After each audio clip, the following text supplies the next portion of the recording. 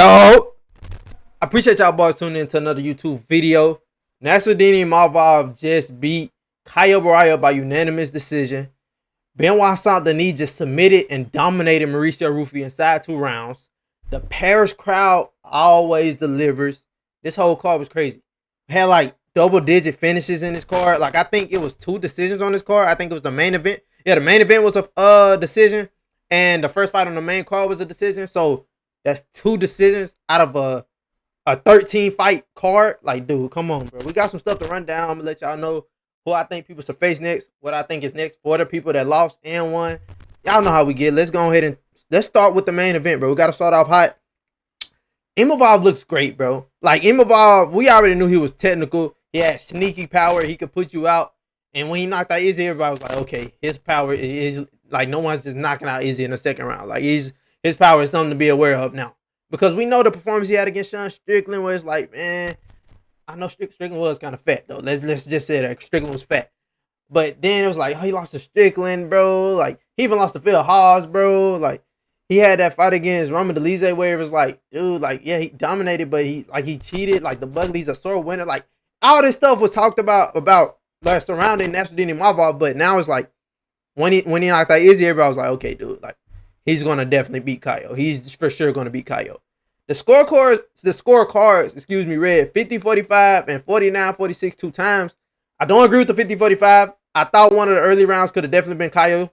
And I thought Imavov really just came, like, I thought Caio was going to take over late. I thought Caio was going to, like, be able to stay out of his way early and potentially bank one of the early rounds, which I think he did bank one of the early rounds, and then come on late. But Imavov showed that he had impressive cardio. He was ready to go the full distance, and that's what happened. And he won the 4th and the 5th, in my opinion. Now, as for Caio, I think Caio, like him not fighting for over a year, it really did something to him. I'm not saying that's the reason he lost, because Imavov's just, like, he's 29 years old and he's obviously getting better, dude. Like, he could be next for the belt. I'm not gonna lie, right now he should be next. Granted, if Rainier the Ritter and Fluffy, as long as they don't go out there and kill each other, what they probably are. So Imavov needs to, hey, just chill, don't fight nobody else for the time being. But Caio, I think, bro, when you don't fight for like 13 months and you're out of action, yes, you're doing grappling matches and stuff, you're training with the high level teammates, you got to get in there and fight somebody, though. Like, only a select few handful of people can take it that long of a break off, come back and be in the swing of things and look like they didn't miss a step. Caio didn't. I knew he was going to be at a speed disadvantage in this fight, but even the grappling, like, he's not some guy who's just going to shoot 1,000,000 takedowns. He shot 5, got him all stuff. But it's like some of them he just didn't even try to get in deep on. Like, while he had him clinched up against the cage, I'm like, why aren't you level changing right there? Like, Imavov's having a lot of success on the feet. He's obviously established his range. Caio established his range as well, but it's like Imavov was too fast. It's like, you got to mix it up. Try to get this fight to the ground. Because I think Caio's path to victory was grappling. It was a lot like the co-main event. We're going to get to that in a minute. Like, I thought his path to victory was stealing some rounds due to grappling. Y'all excuse me for talking fast, bro. A lot just happened, the emotions. But I think Imavov should be next. I think Caio should. He's right there, bro. It's not like Caio's old anyway. He's 32, so he has time. Like, Caio has time. He could definitely get back to the title. And I think if Caio wants to, like, get back there quick, he needs to fight. Just fight. Because fighting is going to lead to you getting back to where you were. Because Caio's number 7 now. I don't think he's going to drop down from losing to number 2. But if Caio gets another win, let's say Caio gets back in there by the end of the year. Like, that's impressive. The back-to-back weight cuts could have definitely did something to him. Like, you cut weight in 3 weeks, like 3.5 weeks after you cut the weight first time. Like, definitely. But then again, it's like, he did. He's a professional. He definitely did. Made championship weight twice. So, maybe it hurt him. But then again, I just think Imavov was just on a different level. Like, he said it himself, Caio made no excuses. He said it himself, Imavov's just the better man. It's his son's birthday. Shout out his son. Shout out him. He has a beautiful family, bro. So I really am excited to see how Caio bounces back. His first loss in 10 years. Like, that's crazy, bro. Caio is definitely somebody that I think could be back, bro. I think he could definitely find himself in a number 1 contender fight soon, as long as he stays active, bro. Because not fighting for over a year, if he's able to get another one in for the end of the year against a good opponent, against a big win, perhaps a finish, like, I'm like, okay, definitely. But talking about the fight, Caio really, like, he's not a threat to really finish you like that. You know, I know he has some finishes in the UFC, but it's not like he's just a finished threat. Like he's just gonna like. Once the fight got to the fourth, I was like, bro, Kyle losing this fight, and I don't think he gonna be able to just rally in the fifth and get a finish. I just don't see it happening, and it didn't. I didn't think it was gonna happen. I'm like, that's not gonna happen, bro. Kyle's not gonna rally and just get a finish in the fifth round after losing these rounds. But Imavov stayed calculated, stayed fast, stayed precise, hit him with some big punches. Shout out Kyle Barrio for eating him. I knew Kyle wasn't going to get knocked out, but anything can happen. Kyle has a block head, a really big head, and he's really durable. He can take damage. He can take punishment. Overall, though, great fight. Really technical, really high level. You love high-level fights, and you fight yourself. You know how high level that fight was and how impressive just the skill level was in that fight, how high the skill was, and that fight was amazing. Moving to the... who do I think they should fight? Imavov, I think his next fight should be for a title. Kyle, looking at the middleweight division, it's not... I ain't gonna lie. I would love to see Kyle give Kyle the MVP Kyle, bro. Honestly, bro, Kyle MVP by the end of the year, I believe Kyle wouldn't say no. Especially, I believe he'll want us to act MVP. That's an intriguing fight, bro. I'm not gonna lie. Kyle could, wrestle him to a decision, but I wouldn't be mad at that fight, man. But if not, Kyle Barrio, Robert Whittaker, I think that's another good fight. Moving to the co-main event, bro. Who saw this coming? Genuinely, though, who saw this coming, bro? Benoit Saint-Denis just... I can't say that, but he demolished this man. Like this fight wasn't competitive at all. Rufy landed like one flying knee and one right hand. Besides that, nothing, bro.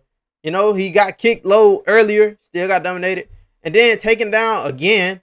And it was at one point in the fight, Rufy was just standing across from Benoit Saint-Denis. Neither were moving their feet. I'm like, bro, Rufy, what are you doing, bro? Like, cut an angle, circle, like do something, feint. He was just standing there, and I'm like, bro, is he okay? And it's crazy, like, people was genuine, like, man, Rufy and Ilya, bro, I'm not gonna lie, Rufy's like, dude, come on, bro, let's be honest, bro. We gotta stop, bro. We gotta chill. We gotta chill. Ilya's on a different level right now. But Benoit Saint-Denis, bro, he might have top 5 grappling in that division, bro. I'm not gonna lie, that wouldn't be a bad take. Like, that wouldn't be a bad take. Cause it's either Rufy's grappling is really ass, or Benoit Saint-Denis' grappling is just that fucking good. Like, it's simple as that. And I believe Benoit Saint-Denis' grappling is that good. He's now on a 2-fight win streak. Going to get a fight up the rankings after fighting 2 unranked fights. They tried to feed my guy Joel Alvarez. But now look at him on a 2-fight winning streak. Going to get a fight up in the rankings. Excited to see against who? Because this dude, he goes for it. He doesn't like taking steps back. He goes for it. He's going to try to grapple you. Those kicks, bro. Those body kicks are really good. Those kicks to the body that Benoit Saint-Denis throws are really good. Doesn't really set it up with the hands. He throws them kind of like naked, but they work. He even caught Rufy with a high kick. And I'm like, dude, what the fuck? Like, Rufy, you don't see that? Like, he ain't even set it up. He just threw it. And I'm like, Rufy, bro, like, what the fuck? You supposed to be the next generational striker, bro. What are you doing?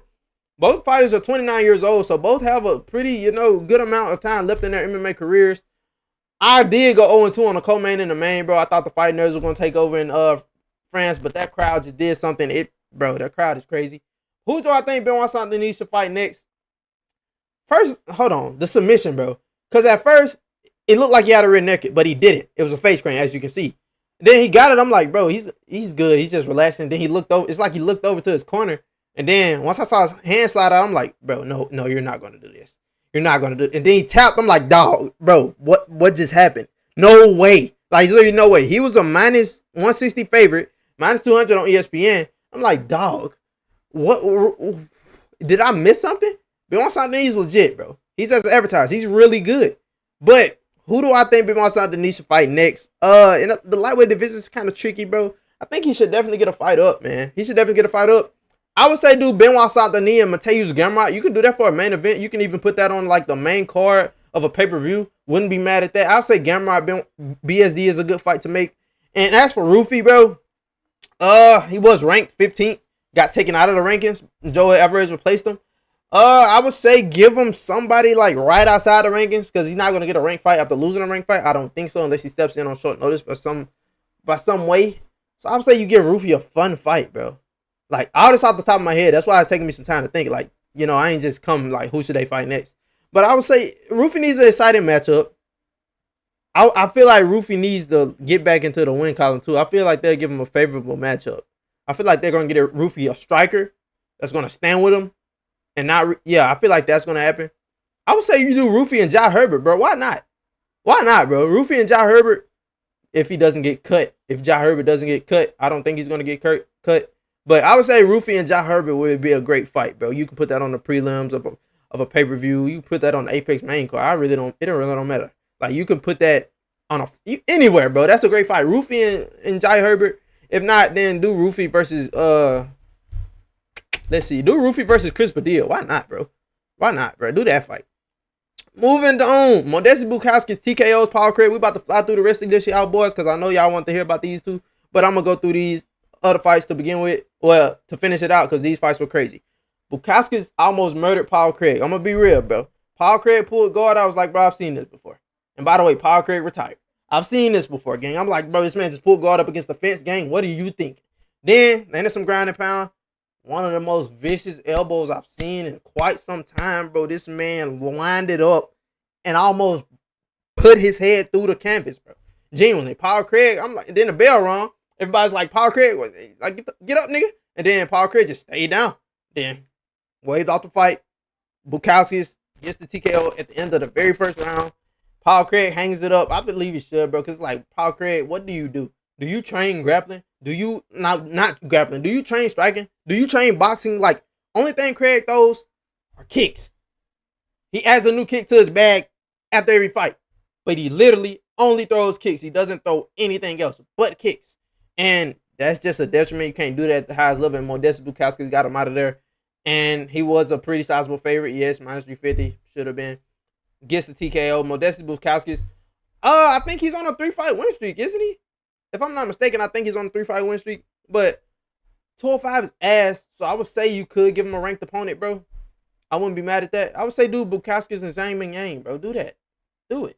Somebody's getting it put out. So why not? Bukowski's Zhang Ming Yang 3-round fight. I wouldn't be mad at that. Hey, Paul Craig, we can book him versus retirement. I think they already booked that fight. But shout out Paul Craig, man. Let me chill. Shout out Paul Craig. Mason Jones, this was fight of the night. Mason Jones and Balaji Oki was fight of the night. Balaji Oki almost finished him within like the first minute and 30 seconds. Then Mason Jones rallied back, almost finished him like 2-3 times. Ended the round on top crucifix. I'm like, bro, what just happened? What is Mason Jones made of? He's now on like a 6-fight win streak. And Mason Jones a dog. You're not going to out-dog Mason Jones. You got to put him out. And when I knew Balaji Oki couldn't put him out, I was like, yeah, it might be over. I think Balaji Oki knew this as well. I did pick Jones. I did pick Bukowski. And like, I think, bro, I'm going to be real. I don't think Mason Jones gets a ranked opponent, but it's some damn good fights you can book him in, bro.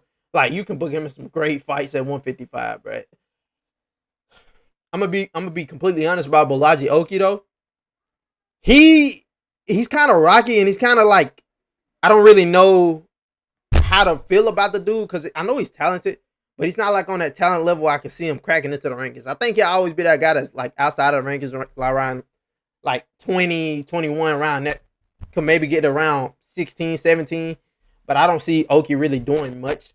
And Mason Jones, you just got to book him against dogs at 155, bro. Book him and, what's my boy name, bro? I would love to see him fight Esteban Ribovic. I would love to see him fight my boy Everest Brenner, because those are dog fights. I would love to see those fights, dude. Like, those are crazy fights. Mateusz Rebecca, like, dude, come on, bro. Those are crazy fights. And Balaji Oki, I would say the same thing, but instead I think it's going to get somebody, like, well down. Because, I mean, he is 10-3. I can't give you a name off the top of my head, because it's like, it's so many different lightweights you could maybe book him against, but I don't see. I got my brother calling me while I'm in the middle of a YouTube video, y'all boys. So I'm finna yeah. What's up, bro? Yes, bro. What's up, bro? Damn. Nigga, I need help. What, bro? What the heck on, bro? I'm gonna call you when I finish, bro. All right. Like I was saying, bro, when your brother call, you gotta answer though, bro. I'm head first by my brother. When your brother call, you gotta answer. But moving on, man. Yeah, this was a great fight. Fuck Balaji Oki and Mason Jones takeover. I need to see some Mason Jones edits, by the way. Axel Sola, great fight. I ain't gonna lie, they was hurting each other. Then he got a body shot TKO. Herb Dean, your time is coming soon, buddy. You're gonna get a video made on you, and I will.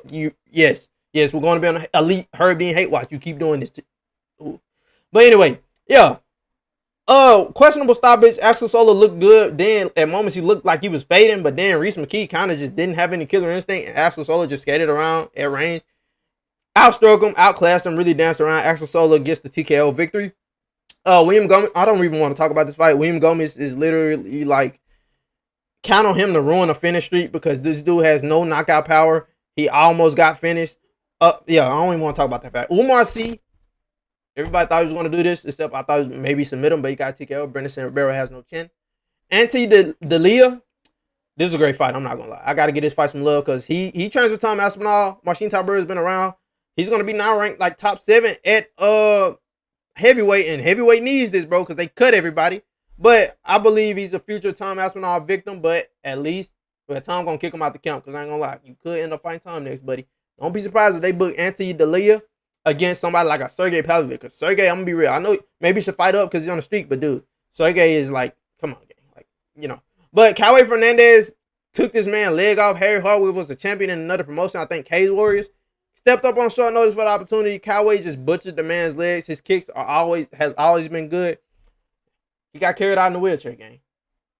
I'm just leaving it at that. But Sam Patterson gets the TKO in the first round, like I thought he would. Trey Waters, bro, he's 6'5" at what's weight. He needs to move up, bro. I'm not gonna lie. I know that weight cut has got to be brutal. Sam Patterson on now a 4-fight finish streak, bro.